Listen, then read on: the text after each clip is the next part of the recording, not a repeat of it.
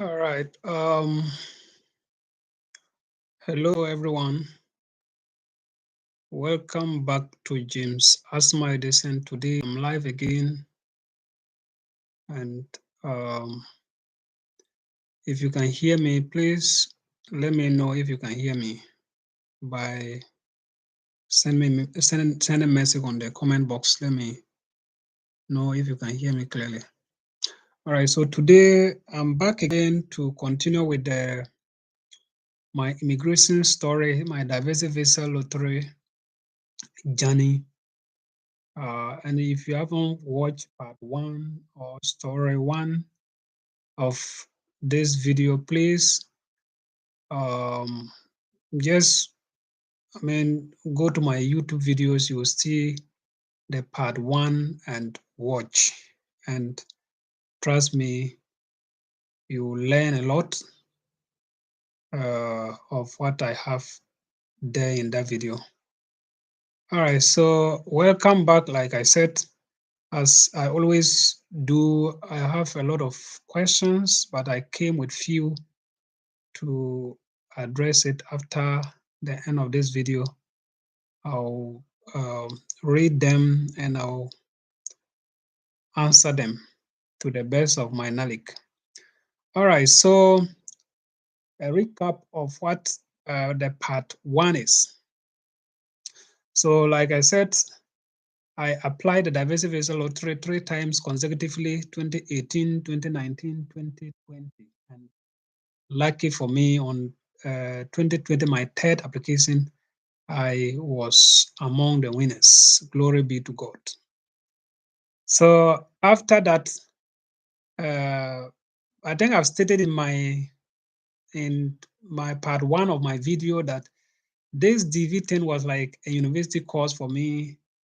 I read almost everything in the website, making sure that I don't miss any information, right? Even winning, the things that you need to do after winning, I knew them. Even I went ahead to download the DS260 form, and I was going through them. And as a single applicant, it was so simple to to fill the DS260. So much was not required of me as a single applicant. I only needed my civil documents, that's my birth cert, my passport, and then my high school documents, and probably my university degree certificate and transcript. So I know almost everything that I needed to do after winning. So when I won, I could have submitted my DS260 same day, but because of COVID, there was a lot of challenges like backlogs in the various embassies, and I didn't want to submit my DS260 where I have to indicate the my interview location, that's my interview country, and later on regret. I wanted to study to find out which embassy is really performing so that I will select that embassy to be my interview location. And before that, let me address this notion. People think that if you are a Ghanaian, or if you are a Kenyan and then you win, you must get your interview conducted in the country where your country of citizenship, which is not true. If you are a selectee, you are you can be, I mean, you can be scheduled in any part of the country, in any part of the world. Sorry, in any part of the world. If you want your interview to be conducted in Iraq, once a US embassy is there, they are required to interview you if only you can find yourself there legally, right? So one thing you need to understand is it's not compulsory that if you are a Ghanaian and you win the lottery, you can only be conducted, your interview can only be conducted in Ghana. No, you can transfer, you can choose any part of the world as your interview location, if only provided you have legal entry. You can gain legal entry into that country. Legal entry in the sense that you will not go there legally, because once you do that, you are complicating your case. So I wanted to study to know which country, which embassy is actually performing. And that's at the time that the results were in, the Ghana was one of the poor performing embassies, right? And even now, it's still the poor performing embassies. So, in as much as I didn't want to go outside the country to have my interview, I also was careful not to choose Ghana. And at the end of the day, like, they don't accept many cases. So, in May, the time the results were out, Ghana had only interviewed just less than 10 people out of the 3,000 plus, selectees. So you can imagine, and we have just less than barely 6 months to go, and they had not interviewed any, low percentage, right? So I didn't submit it same week. I waited until getting to the end of May. I saw that Ghana was accepting cases. They were, interviewing, the number of applicants that they were accepting were increasing. So I thought maybe they are now on their toe to do what to, uh, I mean, do the application, accept more cases. So because of that, I submitted my DS260 on the 23rd of May, 2021. Okay, so when I submitted, I was among the few people, because we had a WhatsApp group where most selectees were in there, and per the report that I had as at that time, it was assumed that few people submitted it that early, submitted in May. So I was among the very few people who submitted our DS260 in May. So I waited, and I was waiting for KCC to respond the status of my DS260. So in November 16th, the KCC contacted me, and they demanded me to submit my civil documents, right? That is the bio page, data, the bio page of my passport, then my birth certificate, and then my police report. So those were the three documents that they were demanding for me to submit to them. So by then, after submitting the DS260, I had made those documents available. Especially, I had everything except the police report. So I did the police report. So when they contacted me, I just submitted it same day, because, like I said, I always, plan ahead of time. And one thing that applicants need to understand is, when you read the first notification letter, it is stated that winning the winning the diversity visa lottery doesn't guarantee visa, right? So, and they encourage you to be proactive. You do the things that you need to do, so that it will speed your visa application. So because of that, you have to always be ahead of time, right? Not that they email you to take certain action, and you have to wait for about a week before you respond. It's very, very poor. When you do that, you are not favoring yourself. So I did that. So when they contacted me, I submitted the documents same day. And before that, I had a friend who also won the diversity visa lottery. He contacted me. He didn't know the in and out of it. So he contacted me on the platform.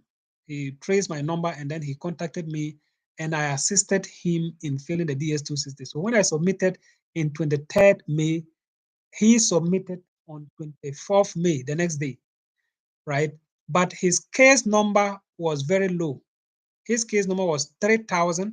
My case number was 42,000. So you can imagine. So my case number was considered as higher case number, a high case number, right? So when I submitted on 23rd, he submitted 24th. And when KCC contacted me on the 16th of November, it took a week for KCC to also contact him. So they contacted him on the 24th of November. So I submitted same day. He submitted on 25th of November. But I submitted my documents on 16th of November. He submitted 25th of November. There's a reason why I'm trying to talk about the two cases, right? So one, his case number is 3,000. My case number is what? 42,000. And two, I submitted my DS260 23rd May. He submitted his DS260 on 24th May. Three, Department of State, that's KCC, contacted me on the 16th November. Department of State contacted him on the 24th of November. Four, I submitted my documents, my supporting documents on the 16th, same day. He submitted his documents on the 25th of November. So we all waited. So in terms of document processing, I was ahead of him, right? So on the 19th December 2021, he got his second notification letter for an appointment on the 14th February 2022, right? So this was the 10th. He was contacted because his case number was a lower case number. And the US Embassy in Ghana, they go by what? By case number order. That was unfortunate for me, right? That was very unfortunate for me. So I was ahead of him in terms of processing or in terms of document processing, but because I have a higher case number, I was not called early. So he was contacted on the 19th December to prepare for an interview on the 14th February. Yeah. So it happened that way, and I was so worried. I was so worried. But then again, a lot of people in Ghana didn't submit their documents very early. So I still had hope that maybe if they are done with, those people who were, few people who had smaller case number, and then they have their DS260 process very early, maybe they will consider me, right? And I was not bothered, even though I was bothered, but I was not so worried because by then I was not, um,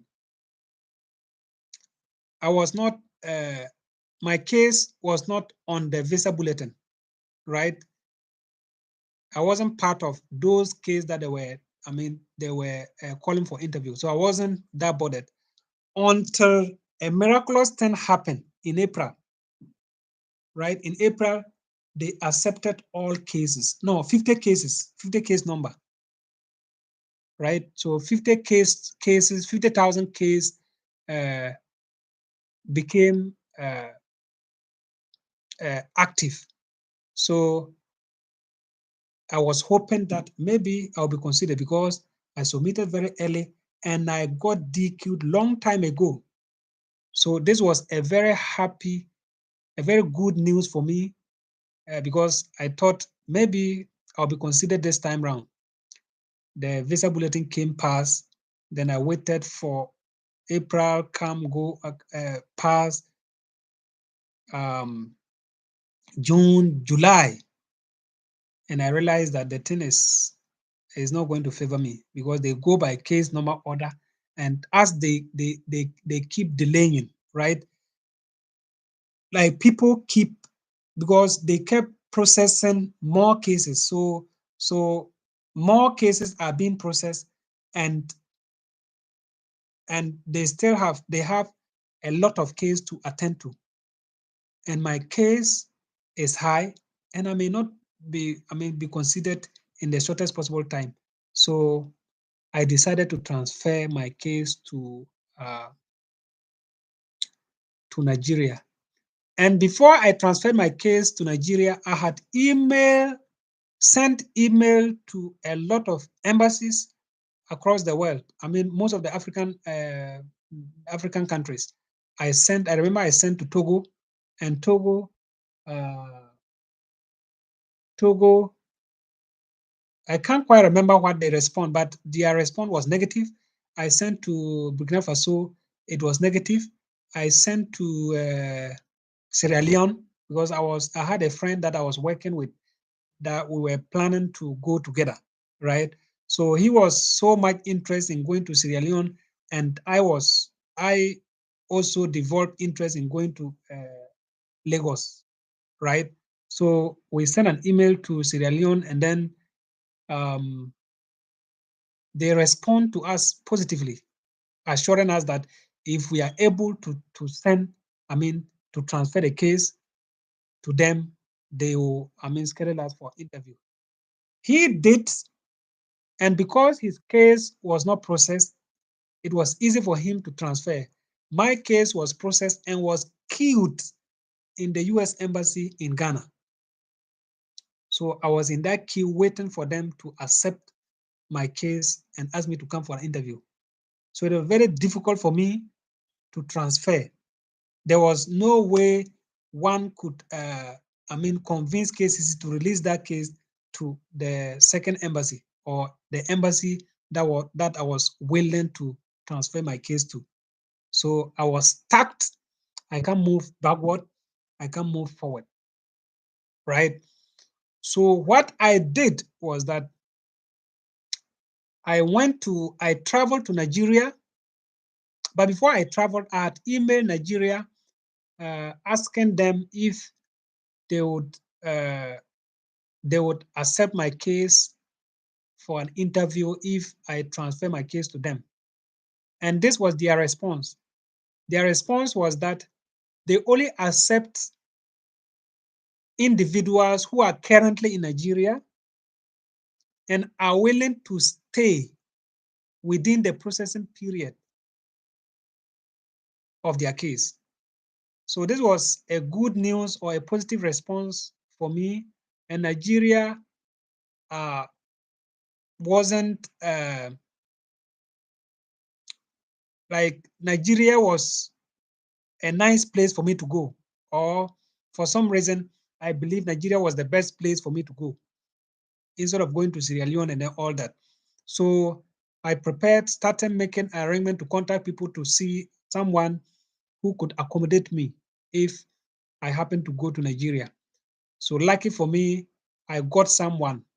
So when I got someone who was ready to accommodate me, I took a plane ticket, and right?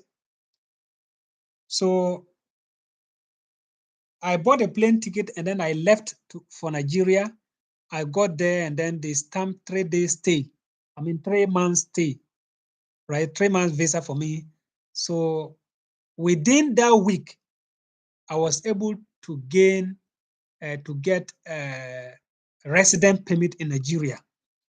So when I got the resident permit, I scanned the plane ticket. I screenshot the response I had from the Lagos embassy, the US embassy in Lagos. Then I scanned the resident permit, the Nigeria resident permit. So that was 4 documents, and then I sent it to KCC. So I sent an email to KCC, and I attached the plane ticket. I attached the screenshot I got from the embassy, Then I added the resident permit, right, to KCC, asking them to transfer my case to Nigeria because these are the evidences that I'm no longer in Ghana and I have no plan going back to Ghana. So the first email, they rejected it, they refused. Then the second email, to God be the glory, they accepted and then they transferred my case to Lagos, right? So when they transferred my case to Lagos, I came back to Ghana waiting. I stayed for like 2 weeks more. So by then I have spent like a month in Nigeria. So when they successfully transferred my case to Nigeria, I decided to go back to Ghana and wait for my interview appointment letter, my second notification letter. All right. So this is part two or story two of my American journey, right? And I'm sure that you have learned a new thing. If you have any question, right? Any question, you can just go to the comment box and then send it to me and I'll add your comment. Respond to the best of my knowledge. Anything regarding diversity visa lottery, just ask me and I'll make sure that I'll add your comment and then give you the answers to the best of my knowledge. All right, so back to the questions. Back to the question, but before the question, the part three of my story has to do with the interview. When did I get the interview appointment? My experience in the medical examination through to my interview experience in the embassy. And lucky or unlucky for me, I was not given visa straight, right? I was kept in administrative processing and it took for, number of months. And I will tell you the experiences that I had during that time. So stay tuned, don't go anywhere, and then wait for the part three of my American journey or my diversity visa journey. All right, so someone asked a question. So the question was,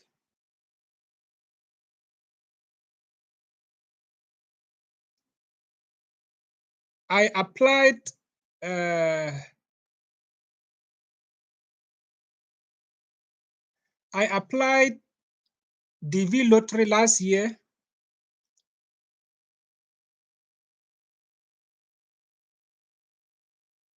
and I didn't win. And I want to apply this year again. But in my previous application, I indicated that I was not married, even though I had married. So my question is, if I apply and include my wife, will they know or do they have my previous information?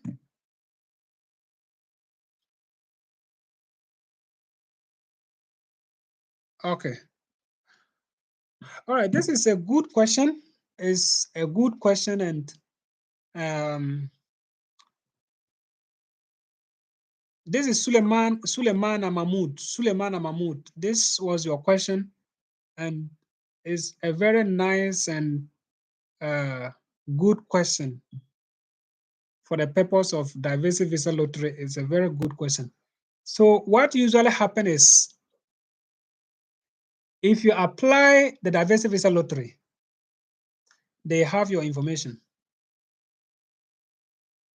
But if you know this, there's a way to go about it, right? There's usually, I believe that no matter how your diversity visa, your case is complicated, if you win the diversity visa lottery, no matter how it's complicated, if you are sincere enough to discuss, say, to someone who understands DV, I'm sure there's always a way out. So, like I said, the Department of State always have your information. If you apply like 10 times, they know, right? They know. But the good thing about it is the fact that they don't take your biometrics or your fingerprints during the the the application time. So one person, I mean, two people can bear like two people can bear same name, right? And they are not strict on those things. So, for example, your question, you applied last year and then you indicated that you are not married. Meanwhile, you are married. So now the question is, during as at the time that you married the last year application that you did you have kids or you don't have kids, right? If you had a child as at that time, then it means that your marriage, you married even before uh, even before you put on the application, right? And I'm sure that during the application, once you said that you are not married, I'm not sure that you also included your child. So um, to tell you the truth, they have your information from day one. Even if you apply 20 times, they still have your information. But if you win, there's a way to go about it, right? Depending on your case, right? So this is what I know, and um, I don't think anybody will say something different. And I'm saying that they have your information because there are, like I said, I have a lot of interview experience starting from 1990, 2000, 2001, and then all that. And then if you read through, you realize that the question that they ask, sometimes they will ask you, they will tell you, you are lucky. You are lucky this time because you have applied this number of time. Do you understand? And the applicant will be like, how did they know? They know because US is not like most of the African countries that they don't keep data. But US, they are very conscious of keeping data. So you just have to know that whatever information that you give to them, make sure that you have documents to defend or uh, to show as evidence. Okay, so if you win, it becomes a different thing, and there's always a way to go around it, right? All right, so this is part 2 of my American journey, and next week I will come again with a part 3 of my American journey. If you have not subscribed to my YouTube channel, you know what to do. Just click on the subscription button to subscribe, and also don't forget to like my videos so that YouTube will recommend it to other YouTube users to also have a bite or a taste of the information that I bring to you on this channel. All right, so I'm also live. I also do this live on YouTube, and you can check it out. My the YouTube page is my DV hashtag info, right? My DV info, my DV info. So you can go there and also follow me on Facebook, right? All right. So until we meet again, bye bye.